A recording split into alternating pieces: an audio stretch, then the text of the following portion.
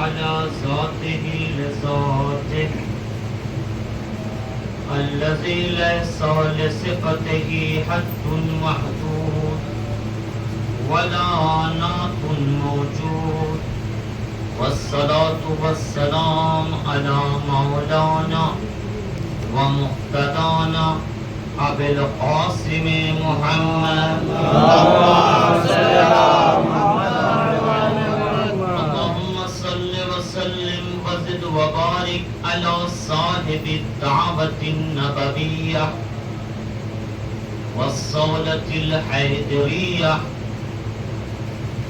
والاسمة الفاطمية والحلم الحسنية والشجاعة الحسينية والعبادة السجادية والمآثر الباقرية والآثار الجعفرية والعلوم الكاظمية والحجج الرزبية والجود التقوية والنقاوة النقبية والحيبة العسكرية والغيبة القائم آل محمد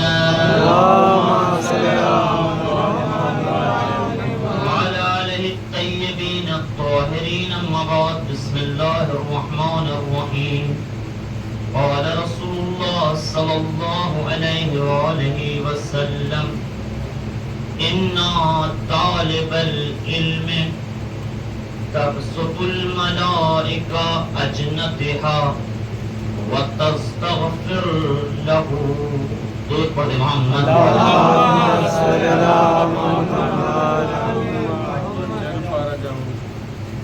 ہمارے یہاں ایک معیار ہمارے علماء نے ہم کو اہل بیت کے ذریعے سکھایا ہے کہ ایک بڑی سی کثرت دیکھ کے بڑی سی بھیڑ دیکھ کے نہیں پڑھنا ہے یہ دیکھنا ہے کہ فرش پہ وہ ہیں کہ نہیں جن کے لیے مجلس ہے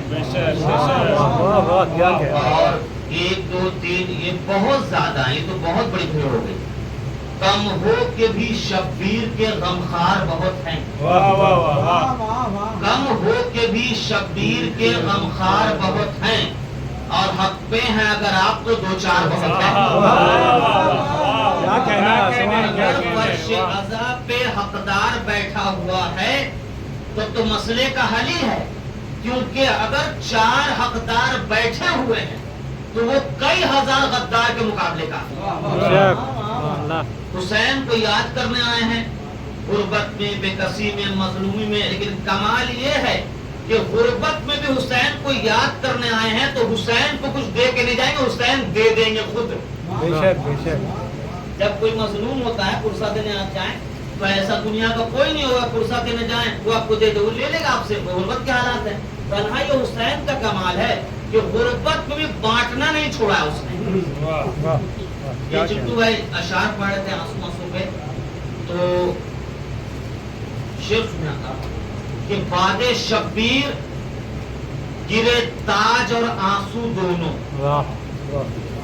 یہ تاریخ ہے آپ کے سامنے باد شبیر گرے تاج اور آنسو دونوں ایک نظروں سے گرا ایک گرا آنکھوں سے کیا کہنا جب گر جاتا کہ تو آنکھوں سے گر گیا میرے نظروں سے گر گیا ہے باد شبیر گرے تاج اور آنسو دونوں ایک آنکھوں سے گرا ایک گرا نظروں سے تو دعوی عشق اور اشک مودت غائب دعوی عشق اور اشک مودت غائب ارے دشمن دین تجھے پہچان لیا آنکھوں سے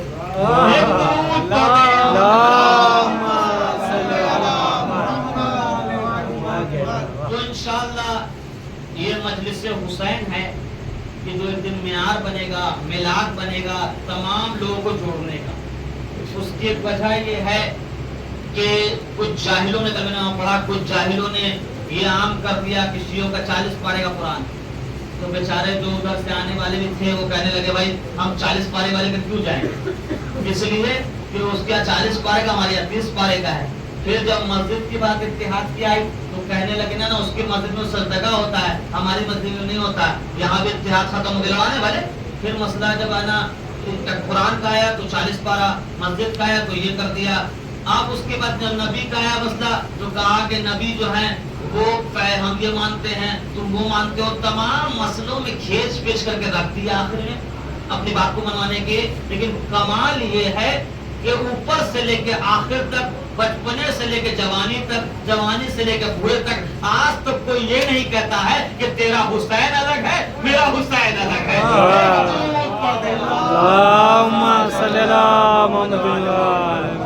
اس لیے کہ اگر کوئی حسین کو جدا کرے گا تو مسئلہ آ کے پھنسے گا کہ یا تو وہ یزیدی ہے یا حسینی ہے۔ اور پھر رہبر کا بڑا پیارا جملہ ہے کہ یہ جنگ جو ہے، بڑا اچھا لگ رہا ہے نیوز میں تمام مسلمان ایک طرف ہو رہے ہیں، یہ بڑا اچھا جملہ ہے کہ یہ جنگ جو ہے نا ایران یا اسرائیل کا نہیں ہے، یہ حق و باطل کا ہے۔ حق و باطل کا ہے، جو بھی حق پرست ہے، جیسے مثلا مان لیجیے کچھ چیزیں عقلی ہوتی ہیں، ان میں کتاب مذہب کی ضرورت نہیں ہے۔ جیسے مان لیجیے یہ لائٹ ہے، اے چنٹو بھائی اس لائٹ کو بولیے کہ جب مولانا احسان پڑھے تو تم خوب جلنا، اور جب رام پرساد ڈلے تو تم بجھ جانا۔ جب محمد حنیف پڑھے تو تم بجھ جانا، جب شیعہ پڑھے تبھی جلنا۔ یہ کہے گا ایسا ہے بھائی، ہماری فطرت یہ ہے جب شیعہ پڑھے گا تب بھی جلیں گے، جب ہندو پڑھے گا تب بھی جلیں گے، جب سنی پڑھے گا تب بھی جلیں گے۔ ہم اپنی فطرت نہیں بدل سکتے، چراغ ہونے کے ناطے جو آتا جائے گا ہم اس کو روشنی برابر دیں گے، چاہے ہندو ہو، مسلمان ہو، شیعہ ہو، گورا ہو، کوئی ہو، ہم جلیں گے تو روشنی برابر دیں گے۔ تو یہ معمولی چراغ انصاف سے جل رہا ہے۔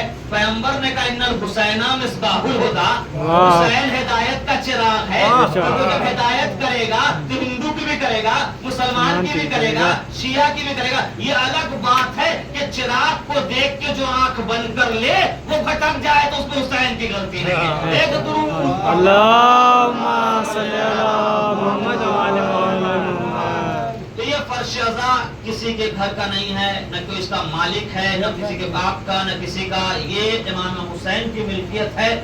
بچھانے والا اگر یہ کہتا ہے کہ میرا ہے تو تیرے گھر کی اوقات نہیں کہ اس میں شہزادی آ جائے، تیرے گھر کی اوقات نہیں کہ اس میں فرشتے آ جائیں، تیرے گھر کی اوقات نہیں کہ آنے والے پہ فرشتے پروں سے سایہ کریں۔ یہ حسین کا کمال ہے کہ اس نے فرش والوں کو عرش والوں کے برابر بیٹھا دیا۔ کیا کہنا، یہ حسین کا کمال ہے۔ آپ جیسے جیسے آپ آئیے، مثال کے طور پہ مان لیجیے پرانی سے لوگ چلے، اب وہ کہیں گے ارے ہم نہیں آئے، مجلس ختم ہو گئی، تو محروم تم ہو گئے نا، ہماری تو مجلس ہو گئی۔ اس لیے کہ مولا نے کبھی اگریمنٹ نہیں کیا تھا کہ بڑا مجمع لے کے کرنا، تم بڑا مجمع لے کے نہیں کرنا، تم اگر ہمارے لیے کر رہے ہو، اکیلے تنہائی میں پڑھو گے تو ہم سن لیں گے۔ تو یہ تو دیر کرنے والا نقصان کرے گا نا کہ آج عبادت کرتے کرتے ایک عبادت رہ گئی، آپ آ گئے وہ نہیں آئے، تو کبھی بھی حسین سے دور رہنے والا وہ اپنے آپ کو پورا کہہ سکتا ہے، وہ کامیابی سے دور ہو سکتا ہے۔ حسین تو کامیابی کے منزل پہ جا چکا ہے، اب جتنا آپ اس سے ملیے گا کامیاب ہوتے رہیے گا۔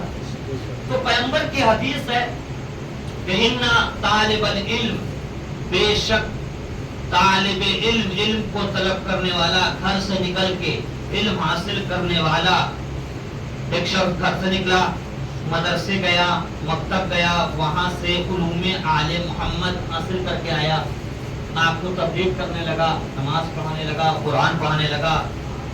ایک چراغ گیا تھا، پورے گاؤں کے اندھیرے کو ختم کر دیا اس نے۔ تو اگر آپ کا بیٹا، آپ کا بیٹا، آپ کا بیٹا، آپ کا بیٹا، یہ تمام جو ہے یہ نکلے اور علوم حاصل کر کے آئیں، اور آنے کے بعد خدمت خلق کریں، مخلوق کی خدمت کریں۔ مثال کے طور پہ ڈاکٹر بن گیا، آپ وہ خدمت کر رہا ہے، آپ کے غریب سے کہہ گھبراؤ نہیں، ہم دوا دے دیں گے، علاج کر دیں گے، تو وہ خدمت خلق کر رہا ہے۔ تو ایسے لوگوں کے قدموں کے نیچے فرشتے اپنا پر بچھا دیتے ہیں، لیکن وہ خدمت خلق نہیں کر رہا ہے، وہ ڈاکٹر بنا ہے لوٹنے کے لیے، تو فرشتے پر نہیں بچھائیں گے، لعنت کریں گے۔ اب دونوں راستے بتا دیے گئے، ایک وہ جو علم حاصل کر رہا ہے اللہ کے بندوں کا خیال رکھنے کے لیے، تو اس کے پیروں کے نیچے فرشتوں کا پر ہے. ایک وہ ہے میں انجینئر بنا, بنتے وقت اس نے کہا کہ بہت لوگ ڈوبے رہتے ہیں, ایک اچھا سا جو ہے پل بنا دوں گا, لوگ نکل جائیں گے. جیسے یہ اسٹیشنوں میں پار کرتے ہیں تو بڑا تکلیف ہو جاتا ہے. سوچے کہ انجینئر بنیں گے, ایک پل بنا دیں گے, لوگ آسانی سے پار کر جائیں گے. تو بیچارے جو لوگ مجلس آنے سے رک گئے, نماز پڑھنے سے رہ جاتے ہیں, نیا بازار جانے سے رہ جاتے ہیں, آسانی سے پہنچیں گے, نماز پڑھیں گے. اس کی یہ نیت ہوگی تو اس انجینئر کے پیر کے نیچے فرشتے پر بچھا دیں گے. لیکن اس کی نیت یہ رہی کہ 2-4 پل بناتے رہیں گے, گرواتے رہیں گے, کماتے رہیں گے. تو یاد رکھو فرشتے کا پر بھی ہے, لعنت بھی ہے. اگر لعنت لے کے جاؤ گے تو نہ یہاں کچھ ملے گا نہ وہاں کچھ ملے گا, اور پر رکھو گے تو یہاں پر ملے گا, وہاں باس کے علم کا سایہ ملے گا. ایک درود پڑھ دے.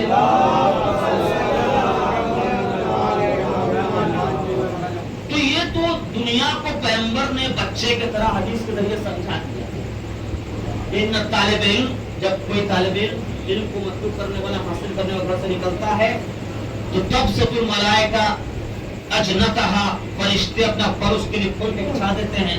وَتَسْتَغْفِرُ لَهُ, اور اس کے لیے استغفار بھی کرتے ہیں. خدایا اگر غلطی ہو تو معاف کر دینا, گھر سے نکلا ہے ماں باپ کو چھوڑ کے. میں 2009 دسمبر میں گیا دہلی جامعۃ الشہید. اب وہاں سے میں گیا دہلی, آپ سوچئے کہ 9 سے 13 میں دلی میں رہا. 13 کے بعد جو ہے 17 تک بھیجنے کی نیت سے ایران چلا گیا اور تمام علوم حاصل کرنے لگا. تو اتنے سال جو میں ماں باپ سے دور رہا تو میرے ماں باپ مجھے نہیں کھلا رہے تھے, لیکن میں کھا رہا تھا. ماں باپ تو نہیں پہنا رہے تھے, میں پہن رہا تھا. تو اس کا مطلب کہ جو علوم آل محمد حاصل کرنے نکلتا ہے اس کے لیے کوئی انتظام کرنے والا بھی ہے, اسے کھلاتا بھی ہے, پلاتا بھی ہے, پہناتا بھی ہے. ساتھ میں باپ اس کو جسمانی طور پہ پیدا کر دیتا ہے. یہ عالم کا کام ہے کہ اس کو روحانی طور پہ سماج میں پیدا کر دے.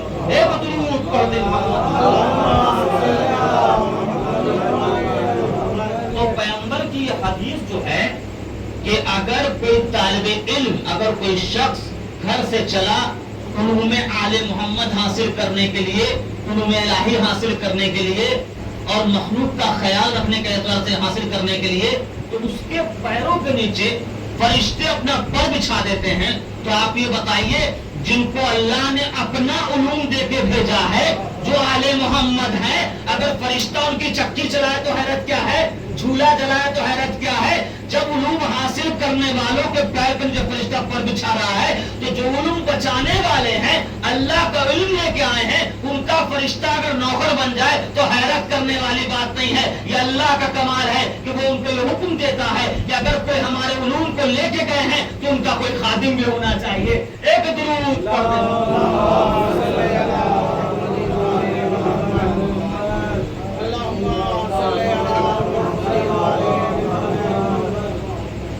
تو اگر کوئی چھوٹا سا بچہ, آپ کا بیٹا, ان کا بیٹا آپ کے معمولی گھر سے چلا, چھوٹا سا ایک مولانا بن گیا.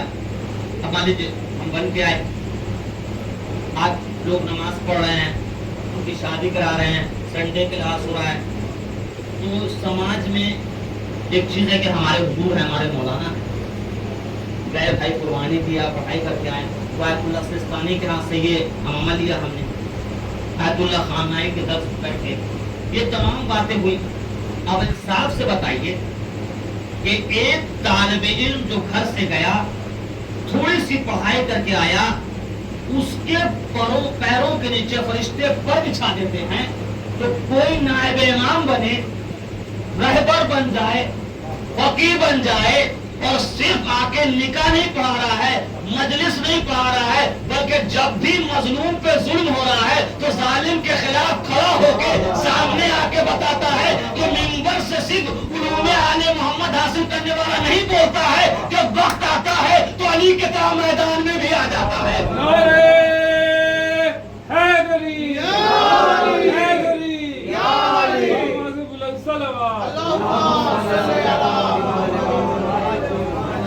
ہمیں دونوں بات سکھایا گیا ہے, جیسے امام محمد باقر علیہ السلام کا زمانہ ہے,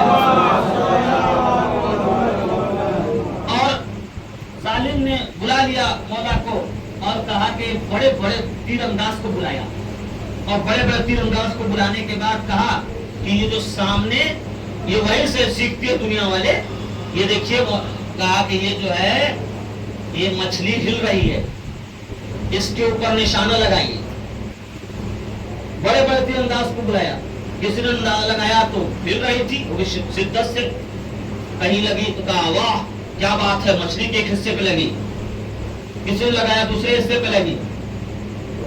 محمد باقر جب آئے تو اس نے کہا کہ ایسا ہے، ان سے کیا ہوگا، یہ تو دن بھر بیٹھ کے پڑھتے ہی رہتے ہیں۔ محمد باقر کو باقر اس لیے کہتے ہیں کہ شگافتہ کرنے والے علوم کو، بابا سے صحیح میں سجادیہ ملا، اس کی وضاحت کرنے لگے تمام زندگی علوم میں، مکاتب مدرسے بنانے میں، بیٹھے امام کے ساتھ آپ دیکھیے 4000 شاگرد مدرسے، تو لوگوں کو یہی لگا کہ بھائی جیسے مولانا احسان ہے، یہ مسجد نیا بازار میں رہتے ہیں اور نکاح پڑھتے ہیں، مجلس پڑھتے ہیں، جمعہ پڑھاتے ہیں، ابھی میرے کو کہہ رہے ولی جی میزائل چلائی، سمجھے گا نہیں میرے سے، اس لیے کہ میری اوقات نہیں ہے، لیکن امام تو امام ہے۔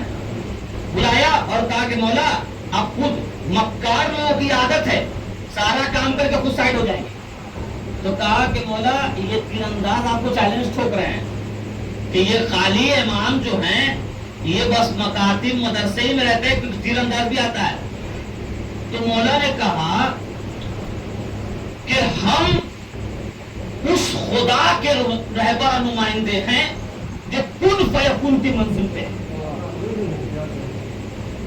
ہم یہاں نہیں سیکھتے، تجھے کیا کام ہے بتا۔ ہم ابھی تک خود بولا کہہ رہے ہیں، ہم ابھی تک مدرسے میں، مکاتب میں، بچوں کو پڑھانے میں، شاگرد بنانے میں، غلام خرید کے ان کو شاگرد بنانے میں، سکھانے میں لگا رہے تھے، ہم نے تیر نہیں اٹھایا، ہم نے تیر نہیں چلایا، کام کیا ہے تیرا؟ تو کہا یہ جو مچھلی ہے اس کے آنکھ میں نشانہ لگانا ہے۔ تو کہا پہلے جو تیرے ماہر ہیں جو چیلنج ٹھوک رہے ہیں انہوں نے لگا لیا، کہاں لگا لیا؟ تو انہوں نے کہا ایک چھوڑ، تو 7 تیر مجھے دے، کہ اتفاق سے نہیں لگا ہے۔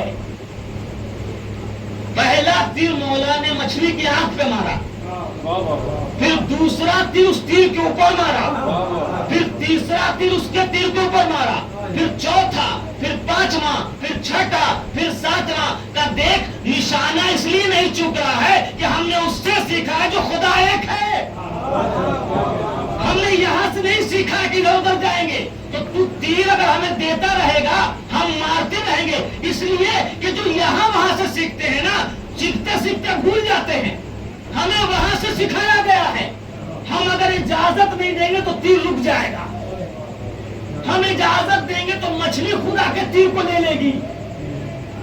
ایک درود پڑھ دیں ان طالب علم تبسط الملائکہ اجنحتہا وتستغفر لہ، تو کہا کہ بھائی یہ طالب علم ہے کہ جن کے پیروں کے نیچے فرشتے اپنا پر بچھا دیتے ہیں۔ ایک بہت بڑی شخصیت گزرے ہیں آیت اللہ خوئی، آیت اللہ سستانی کے میرے خیال سے 98 یا 97% ان کی شیعوں میں تقریر ہوتی ہے۔ تو آیت اللہ خوئی کی جگہ، جب آیت اللہ خوئی دنیا سے جا رہے تھے تو اپنے مقلدین کو، ہماری تقریر ہوتی ہے، تمام فتاوے پہ مجتہد کو عمل کیا جاتا ہے، اس وقت آپ بنا کے جو گئے ہیں وہ آیت اللہ سستانی ان کی جگہ پہ ہے، اور آیت اللہ خمینی جب گئے ہیں تو آیت اللہ خامنائی کو بنا۔ تو آیت اللہ خوئی سے کسی نے کہا یہ بہت بڑی بات ہے کہ ہم کیسے پتا کریں کہ کون سی حدیث سب کے پاس ہے، کون سی حدیث جھوٹی ہے، کون سی حدیث سچی ہے، کون سی حدیث پیغمبر سے ہے، کون سی حدیث پیغمبر سے نہیں ہے، اس لیے کہ جعل حدیث بہت زیادہ ہوا ہے، پوری کتاب ہے اس میں جعل حدیث۔ ہریرہ کا میں پڑھ رہا تھا، کسی کا پیاس نہیں بک رہا تھا، تو وہ آیا، وہ کہنے لگا میں نے پیغمبر سے سنا ہے کہ جو عکا کی پیاز، عکا کی پیاز مکہ میں خریدے گا جنت اس کے اوپر واجب ہو جائے گا، پورا پیاس ختم ہو گیا، ایسا ایسا کھلواڑ ہوا یعنی۔ تو کہا کہ کیسے، ان سے کہا تو کیا کتنا تعریف کرنی پڑے گی ان کی کہ اس دور میں انہوں نے اس بات کو سمجھا کہ ہاں یہ ضرورت ہے، کیسے پتا کرو گے حدیث کیسے صحیح ہے، تو پہلے پتا کرو اس کے لکھنے والا کیسے صحیح۔ انہوں نے کتاب لکھی علم رجال، پہلے حدیث پہ گفتگو تو اس کو کہتے تھے علم درایا، حدیث حسن ہے، سکا ہے، مطبوع صدور ہے، غیر متواتر ہے، واحد ہے. یہ حدیث کی قسمت تھی. انہوں نے کہا حدیث کو چھوڑ دو، پہلے لکھنے والے پہ بحث کرو. تو انہوں نے کتاب لکھی علم رجال. اس کو لکھنے کے لیے اگر مثال کے طور پہ جناب زرارہ راوی ہیں تو زرارہ کہاں رہتا ہے، زرارہ کے والد کیا ہیں، زرارہ پہلے کیا تھا، زرارہ بدلا ہے کہ نہیں، زرارہ شروع سے اہل بیت کو چاہنے والا تھا کہ نہیں چاہنے والا تھا. تو انہوں نے کام کیا اور لکھنے کے بعد ان میں رجال سے بتایا کہ راوی ثقہ ہے کہ غیر ثقہ ہے، عادل ہے، غیر عادل ہے، جھوٹا ہے، کذاب ہے، خارجی ہے، ناسبی ہے. تو اگر تحقیقات کرنے کے بعد تم کو دکھائی دے کہ راوی عادل ہے تو اس کی حدیث اس اعتبار سے تولی جائے گی، ثقہ یعنی بھروسے مند ہے تو اس اعتبار سے.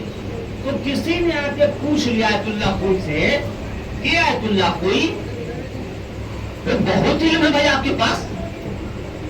یہ تو میں آپ کو چھوٹی اور بتا رہا ہوں، اس کے اوپر ایک گفتگو ہو سکتی ہے. بہت کام کیا علم رجال، علم درایا اور کیا کیا. اور بڑے بڑے عالم جو گزرے تمام مسلک میں ان کا آپ دیکھیں گے تنازع ہے، اس میں بڑے بڑے مسلک کے لوگ ان کے علم کو مان رہے ہیں. اتنا کام کیا ہے آیت اللہ خوئی نے. آیت اللہ خوئی سے کسی نے آ کے پوچھا کہ آپ کا علم بہت زیادہ ہے، آخر اتنا علم آپ نے حاصل کیسے کیا؟ کہ اس دور میں کہ جہاں لیپ ٹاپ نہیں ہے، کمپیوٹر نہیں ہے، موبائل نہیں ہے، لائٹ بھی سیسے نہیں رہتی تھی، اس دور میں اتنا کام کر دینا، اتنا مکاتب نجف میں کر دینا. تو آیت اللہ خوئی آپ کے پاس اتنا علم کیسے آیا؟ تو وہ مسکراتے ہوئے کہتے ہیں کہ میں تم کو قصہ سناتا ہوں کیسے آیا. جواب ایسے بھی دے سکتے تھے. کہتے ہیں کہ ایک دن خلیل اللہ ابراہیم اللہ سے کہہ رہے ہیں اے خدایا یہ جو شہد کی مکھی ہے اس میں شہد آتا کیسے ہے؟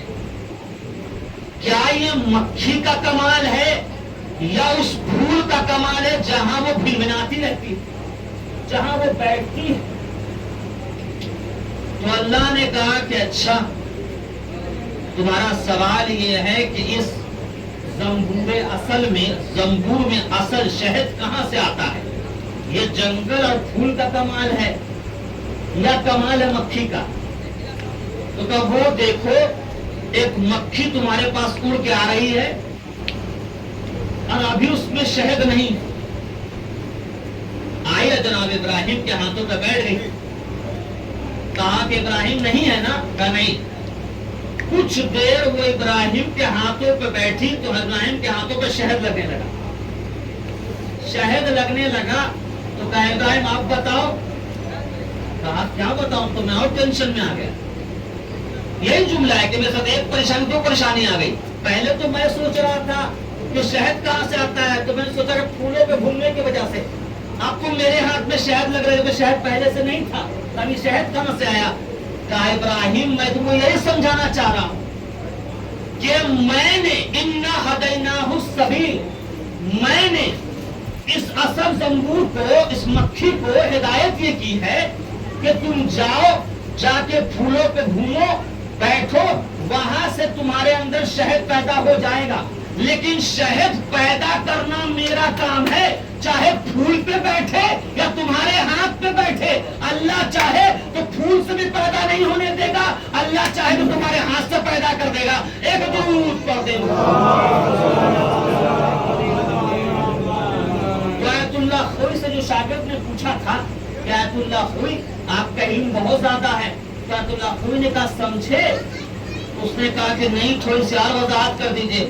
کہا دیکھو اللہ نے ابراہیم سے کیا کہا، یہ اللہ کا کمال ہے، نہ مکھی کا کمال ہے، نہ پھول کا کمال ہے، نہ جنگل کا کمال ہے، یہ اللہ کا کمال ہے. جہاں سے چاہتا ہے وہ ڈال دیتا ہے، جہاں سے چاہتا ہے وہ ڈال دیتا ہے. بس ہدایت کے لیے کہا ہے کہ جاؤ، تمہارے اتنا دینا وہ سبیل، تم جاؤ، جانے کا پھولوں پہ بیٹھو، راستے فراہم کرو، شہد پیدا ہو جائے گا. لیکن شہد پیدا کرنا میرا کام ہے. تو آیت اللہ خوئی کا کام یہ تھا کہ ایک مکھی کی طرح مدرسے جائے، مکتب جائے، شہر با شہر جائے اور اس کے بعد راستے فراہم کرے. علم تو دل میں خوئی کے پیدا کرنا اللہ کا کام تھا. اللہ نے خوئی کو ایسا باکمال بنا دیا. کیونکہ العلم نور، یخزق اللہ فی قلب من یشاء، علم تو ایک نور ہے، اللہ جس کا جیسا ظرف دیکھتا ہے ویسا ڈال دیتا ہے، جیسا ظرف دیکھتا ہے ویسا ڈال دیتا ہے. جیسے جناب موسیٰ اور خضر، جناب موسیٰ سے ایک لمبی داستان ہے کہ جناب موسیٰ نے خضر سے کہا کہ آپ مجھے کچھ سکھائیے گا ایک شرط پہ کہ تم کچھ بولو گے نہیں. تو کہا کہ ٹھیک ہے. جناب خضر نے کسی کو گھوسا مار دیا، ایک کشتی میں چھید کر دیا، ایک دیوار بنانے لگے. لمبی داستان لیکن یہاں تک لانا ہے. تو کہا کہ یہ کیا کر رہے ہیں آپ؟ کیا کہا تھا؟ خاموشی سے دیکھنا، کچھ کہنا نہیں. بار بار پوچھنے لگے تو انہوں نے بتایا کہ دیکھو اس کو مارنے کی وجہ یہ تھی کہ یہ اپنے مومن ماں باپ کو کافر بنا دیتا. اب اس کو مار دیا ہے تو اللہ انہیں 2 نیک بیٹا دے گا. کشتی میں چھید اس لیے کر دیا کیونکہ بادشاہ ہر مضبوط کشتی، محکم کشتی کو لے لیتا. چھید کرنے سے کم کشتی بچ جائے گی، کوئی راستہ فراہم کر کے کشتی بان اس کو چلا لے گا. دیوار اس لیے بنایا ہے کہ ایک چاہنے والا مومن اپنے خزانے کو چھوڑ کے گیا ہے، بچے چھوٹے ہیں، ڈھونڈنے کے لیے آسان سے دیوار بنا دیا. اور موسیٰ سے کہنے لگے کہ تمہارا علم جو ہے نا وہ ہمارے برابر نہیں ہے. خضر موسیٰ سے کہہ رہے ہیں کہ تمہارا علم ہمارے برابر نہیں ہے. اللہ جیسا ظرف دیکھتا ہے ویسا علم ڈال دیتا ہے. لیکن خضر اب موسیٰ سے بار بار کہنے لگے کہ تمہارا علم ہمارے برابر نہیں ہے، تمہارا علم ہمارے برابر نہیں ہے. بس ایک چڑیا آئی، آنے کے بعد دریا میں گئی، اپنی منقار چونچ میں پانی لیا اور دریا میں گرا دیا. پھر واپس اوپر اٹھی، پھر پانی لیا، پھر پانی دریا میں گرا دیا، پھر لیا، پھر پانی گرا دیا. درود پڑھ دے محمد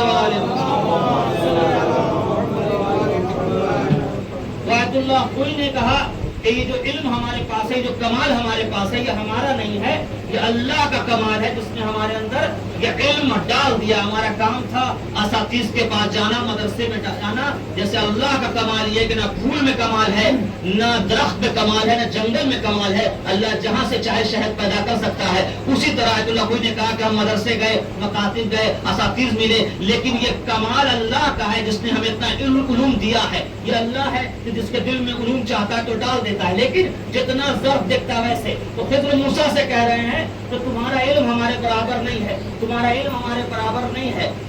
چڑیا آئی، دریا سے پانی لیا اس نے اور اپنے چوچ سے پانی واپس دریا میں گرا دیا. پھر منقار میں لیا، چوچ کو لیا، پھر گرا دیا. 3 مرتبہ ہو گیا. تو بارگاہ خداوندی میں جناب خضر نے، جناب موسیٰ نے کہا کہ خدائے یہ کیا ہو رہا ہے، یہ کیا ہو رہا ہے؟ تو فرشتہ آ کے کہتا ہے، بار بار خضر موسیٰ سے کہہ رہے ہیں کہ تمہارا علم ہمارے برابر نہیں ہے، تمہارا علم ہمارے برابر نہیں ہے. تو خضر، یہ جو چڑیا کے چونچ میں پانی ہے یہ تمہارا علم ہے، اور یہ دریا ہے نا یہ محمد کا علم ہے. ایک دور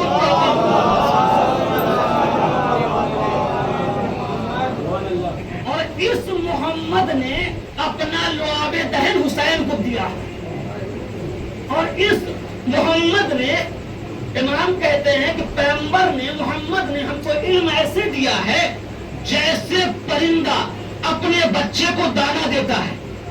ماں کی مثال نہیں دی کہ جیسے ماں اپنے بچے کو شیر دیتی ہے، ماں پورا کنٹرول بھی کر لے گی نا تب بھی اپنا سارا دودھ بچے کو نہیں پلا سکتی، لیکن چڑیا کے منہ میں جتنا ہوتا ہے وہ سب کا سب ڈال دیتی ہے. پیغمبر نے ہمیں ایسے علم دیا ہے جیسے پرندہ اپنے بچے کو علم دیتا ہے. تو اگر محمد کا علم دریا ہے تو وہی علم دے کے علی کو گئے ہیں، وہی علی حسن کو دے کے گئے ہیں، وہی علی حسین کو دے کے گئے ہیں. یہ اہل بیت کا کمال ہے کہ یہ کہتے ہیں کہ ہمارا علم ہم نے جس سے سیکھا، ہمارا علم ہم نے محمد سے سیکھا، محمد نے جبریل سے لیا، جبریل کو اللہ نے دیا. یہ نہیں کہتے ہیں کہ یہ ہمارا علم ہے، ہمیشہ تعریف یہ کرتے ہیں جو سیکھا ہے محمد سے سیکھا ہے. ایک درود پڑھتے ہیں.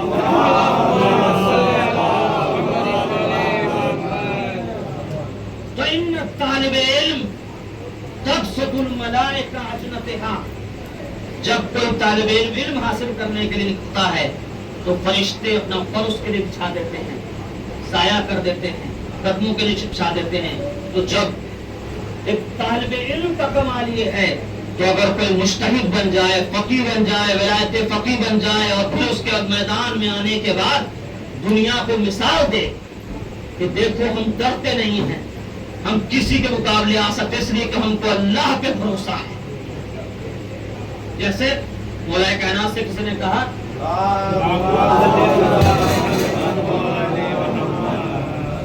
کہ مولا میں نے سنا ہے کہ آپ بڑے کریم ہیں. کہا ہاں سنا ہے، کیا اس میں شک نہیں ہے، مجھے دلیل چاہیے. کہاں دلیل چاہیے؟ آپ ایسا کیجیے اپنی تلوار مجھے دے دیجیے. مولا نے اس کو تلوار دے دی. تو کہتا ہے کہ اب تلوار تو ہم کو دے دیا آپ نے، آپ لڑیے گا کیسے؟ تو مولا نے کہا ہم میدان میں تلوار کے بھروسے نہیں، خدا کے بھروسے اترتے ہیں. یہی علی کے لال خامنائی نے کہا ہے جب نیوز اور میڈیا کہہ رہا تھا اسرائیل یہ ہے، سپر پاور اس کے ساتھ ہے، یہ ہے کا سب کچھ ہے، ہم اللہ پہ بھروسہ کر کے میدان میں اترتے ہیں. جو اللہ پہ بھروسہ کر کے اترتا ہے وہ کچھ بھی ہو جائے ابابیل کی صورت میں ہاتھیوں کو چبایا اور بھوسا بنا سکتا ہے. یہ اللہ پہ بھروسہ کرنے کا کمال ہے. تو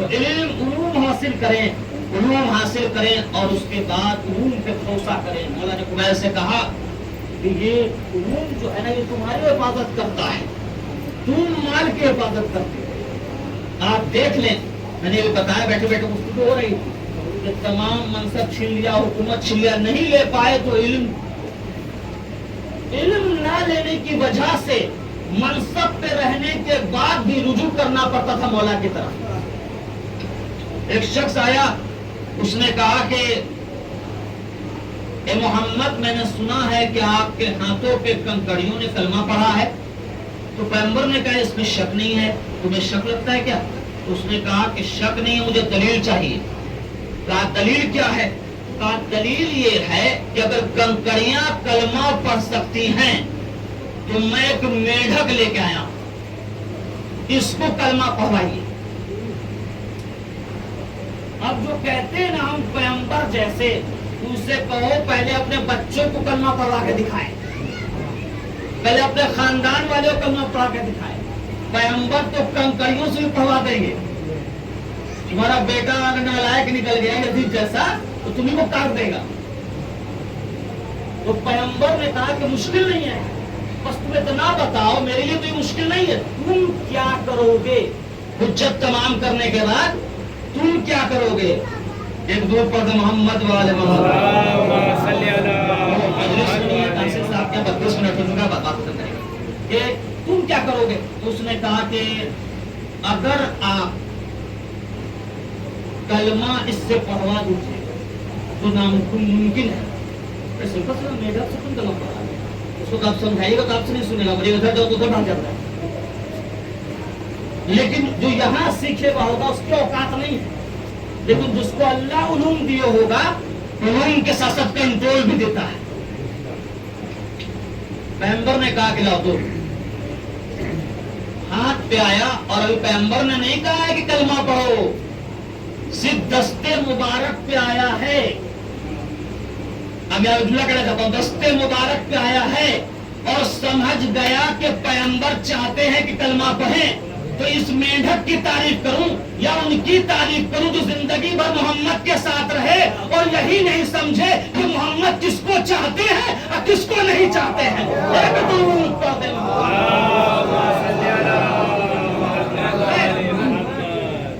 جیسے ہاتھ میں لیا، اس نے کہا اشہد ان لا الہ الا اللہ وحدہ لا شریک لہ واشہد ان محمدا عبدہ ورسولہ. اس چوک گیا، کہا حجت تمام ہو گئی. کہاں؟ اس نے بھی کلمہ پڑھا. کلمہ پڑھنے کے بعد اس نے کہا کہ میں یہی کلمہ اگر جا کے اپنی بستی میں سب کو پڑھوا دوں، جیسے میں نے حدیث لیا ان طالب علم تبسط الملائکہ، کیوں اس کی فضیلت سے فرشتے پر دکھاتے ہیں، یہ جائے علوم حاصل کر کے آ کے لوگوں میں تقسیم کرے، بانٹے. یہ نہیں کہ علم حاصل کر لیا بیٹھا ہوا ہے کہ ہم حاصل کر لیا بس کافی ہے، ایسا نہیں ہے. علوم حاصل کرو پھر آ کے دو، کیونکہ علم ایسی چیز ہے جتنا خرچ کرو گے اتنا بڑھتا ہے. تو کہا کہ اگر میں جا کے اپنے بستی میں سب کو کلمہ پڑھا دوں تب مجھے کیا دیجیے گا. کہ پہلے سے کہا کہ یہ کلمہ پڑھ دے گا کیا ہوگا. تو پیغمبر نے کہا پھر تم بتا دو تم کو کیا چاہیے.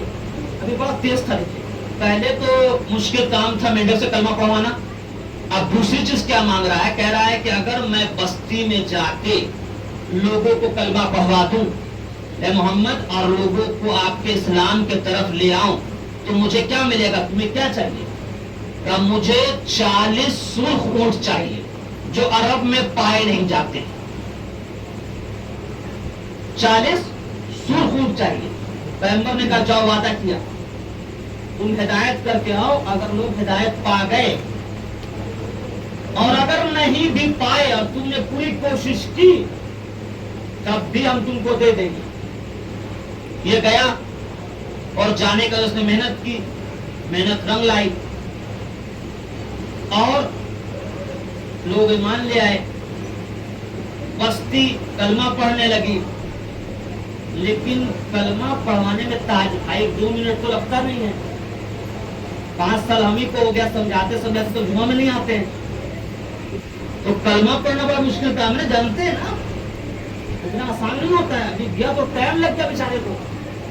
جب یہ لوٹا تو پیغمبر دنیا سے جا چکے تھے، شہید ہو چکے تھے۔ یہ آیا، اس نے پوچھا کہ بھائی پیغمبر دنیا سے چلے گئے تو پھر کوئی نہ کوئی تو ہوگا ذمہ دار، تو کہاں؟ یہ گیا اور کہنے لگا کہ بھائی پیغمبر نے کہا تھا کہ اگر تم کلمہ پڑھوا کے آؤ گے جو مانگو گے ملے گا، اس میں میں نے مانگا تھا 40 سرخ اونٹ، 100 کوڑا ماریے اس کو۔ ارے جو چیز عرب میں پایا ہی نہیں جاتا ہے وہ پیغمبر زبان کیوں دیں گے؟ ٹھیک کہنے لگا نہیں میں جھوٹ نہیں بول رہا ہوں، میں جھوٹ نہیں بول رہا ہوں، میں سچ بول رہا ہوں، میں اسی محمد کی قسم کھا کے بول رہا ہوں۔ تو بدنام کر رہا ہے، پیغمبر کی ذات پہ الزام لگا رہا ہے، 100 کوڑے ماریے اس کو، پیغمبر کو الزام لگا رہا ہے۔ اب سمجھ میں آتا ہے کہ شب ہجرت پیغمبر نے ساری امانت علی کو کیوں دی تھی۔ ایک بھی امانت اگر غلط ہاتھ میں چلی جاتی تو الزام پیغمبر کی ذات پہ آ جاتا۔ اب یہ جو جا رہا ہے، یہ بتائیے یہ جو جا رہا ہے یہ کس کو برا بھلا کہہ کے جائے گا؟ محمد کو۔ لیکن اصل وارث کو پتا چل گیا کہ سلمان دیکھو کوئی جا رہا ہے محمد کی ذات کو مجروح سمجھ کے، بلا لو اس کو۔ اور بلانے کے بعد اس کا ہاتھ پکڑا اور پکڑ کے پہاڑی کے کنارے لے گئے، ابھی اس نے کچھ کہا بھی نہیں ہے، کہا پیغمبر نے تجھ سے 40 سرخ اونٹ کا وعدہ کیا تھا نا، کہا کہ 40 سرخ اونٹ ہے، لے جا۔ تو یہ پلٹ کے کہتا ہے اونٹ 40 سرخ لے کے کیا کروں گا؟ دیکھنا چاہ رہا تھا کہ اللہ کی طرف سے تو کنٹرول بھی ہے کہ نہیں، کنٹرول بھی ہے کہ نہیں، اور وہ کام جو محمد نے کہا تھا وہ آپ نے کر دیا تو پتا چل گیا کہ منصب پہ ہونا اور بات ہے، منصب کے لائق ہونا اور بات ہے۔ ایک درود پڑھ دیں۔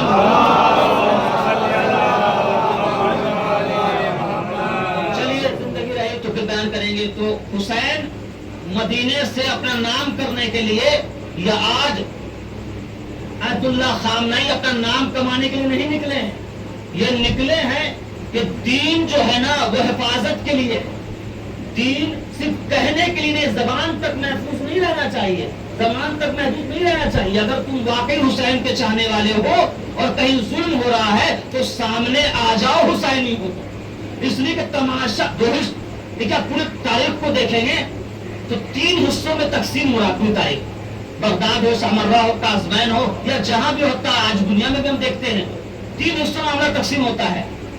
ایک وہ ہے جو ظلم سہ رہے ہیں، جو ظلم ہو رہا ہے، اور ایک وہ جو ظلم کر رہے ہیں، اور دوسرے وہ جو تماشائی بنے رہتے ہیں۔ سب سے زیادہ معاملہ خراب ہوتا ہے یہی جو تماشائی بنے رہتے ہیں، اس لیے کہ ان کو پتا نہیں رہتا ہے کہ نوبت بھی رسے، تم تک بھی آئے گا معاملہ، جب اپنے تک آتا ہے تب سمجھ میں آتا ہے۔ لیکن آیت اللہ خامنہئی نے اقرار نہیں کیا، آیت اللہ خامنہئی نے کہا کہ معاملہ کسی کا بھی ہو مظلوم کے ساتھ ہم کھڑے ہوتے ہیں، اس لیے کہ حسین والا ظالم کے ساتھ کھڑا نہیں ہو سکتا۔ اور یہ کہہ کے آ گئے جس طرح امام حسین نے اپنا سب کچھ قربان کر دیا، کیوں؟ تاکہ اسلام بدنام نہ ہو، کیوں؟ تاکہ دین محمد بدنام نہ ہو، کیوں؟ تاکہ ظالم اترائے نہیں، تاکہ کوئی مظلوم یہ نہ کہے کہ ہمارا کوئی ناصر و مددگار نہیں ہے۔ حسین آ گئے اور آنے کے بعد اپنے اصحاب دوستان اپنے انصار قربان کر رہے ہیں کہ اب بنی ہاشم سے اس جوان نے آ کے حسین سے اجازت مانگی، اس کو اکبر کہتے ہیں۔ بابا چھوڑ دیجیے، بابا مجھے جو ہے اجازت دیجیے، میں مقتل میں جانا چاہتا ہوں۔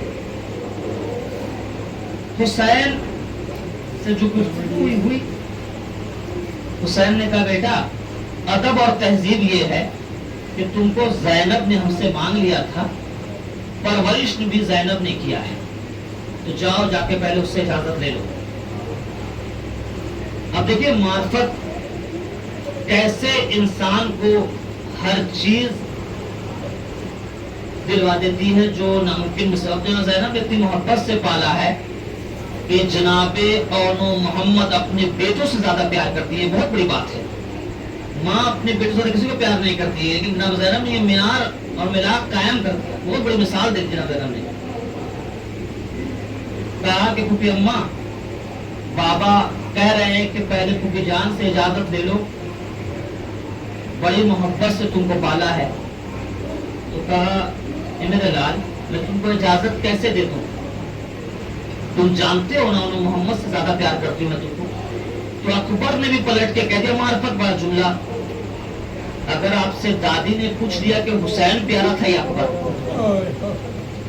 پہلے جملے میں یہ دکھایا کہ بیٹے سے زیادہ تم کو پیار کیا، تم شبیہ پیغمبر ہو، اور دوسرا جملہ سن کے کہا بیٹا آپ کچھ کہوں گی نہیں، جاؤ خدا حافظ۔ لیکن یہ ادب اور تہذیب ہے۔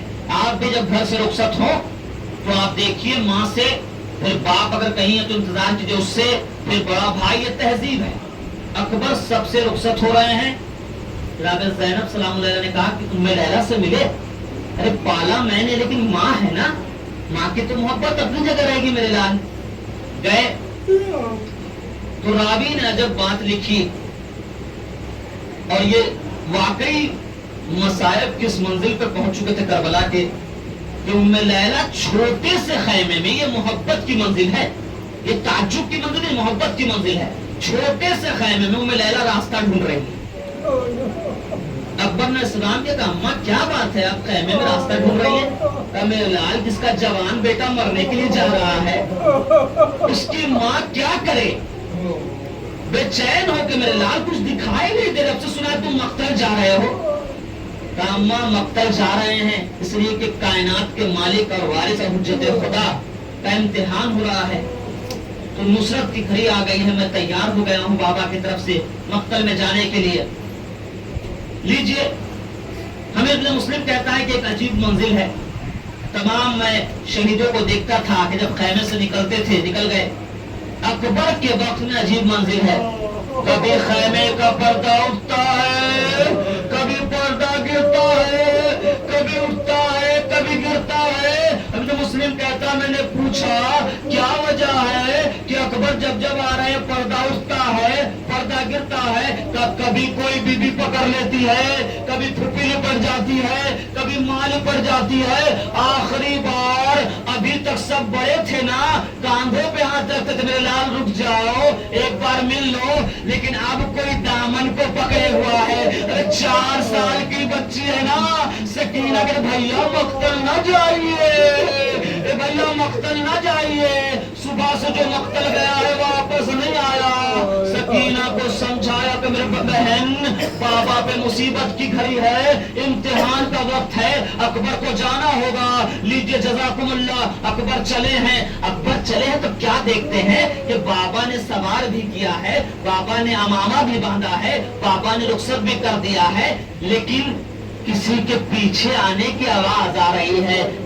پیچھے مڑے کا بابا آپ نے تو رخصت کر دیا، پیچھے پیچھے کیوں آ رہے ہیں؟ صاحب اولاد ہے، اکبر جیسا بیٹا ہوتا نا تو وہ سوال نہیں کرتے، اگر اکبر جیسا بیٹا ہوتا تو سوال نہیں کرتے، بیٹا مقتل جا رہے ہو نا، باپ محبت میں آ رہا ہے۔ لیجئے حسین حسین واپس خیمہ گاہ میں آئے. آنے کے بعد ام لیلا سے کہا میں نے اپنے جد سے سنا ہے کہ ماں کی دعا بیٹے کے حق میں جلدی قبول ہوتی ہے, دعا کرو. ماں نے دعا کے لیے ہاتھ بلند کیا, اے یعقوب کو یوسف سے ملانے والے, میرے اکبر کو مجھ سے ملا دے. اکبر واپس آئے, شکر کا سجدہ کیا, لیکن امتحان تو اور بڑھنے والا تھا. کائنات کا وہ مولا حسین جو سب کو بانٹتا ہے, کبھی پڑھ دیتا ہے, کبھی بیٹا دیتا ہے, کبھی کسی کو باغ دیتا ہے. اس کا لال آ کے کہتا بابا کچھ قطرے اگر آپ میں جائے تو میں فوج کو بتا دوں. اے حسین, اے کریم, اے بانٹنے والے, اب کیا کیجئے گا؟ میرے لال, تیرا باپ مظلوم ہے, مجبور نہیں ہے. اگر دریا کو کہہ دوں تو دریا آ جائے, لیکن حکم خداوندی یہ ہے کہ پانی تو تجھے نہیں دے سکتا.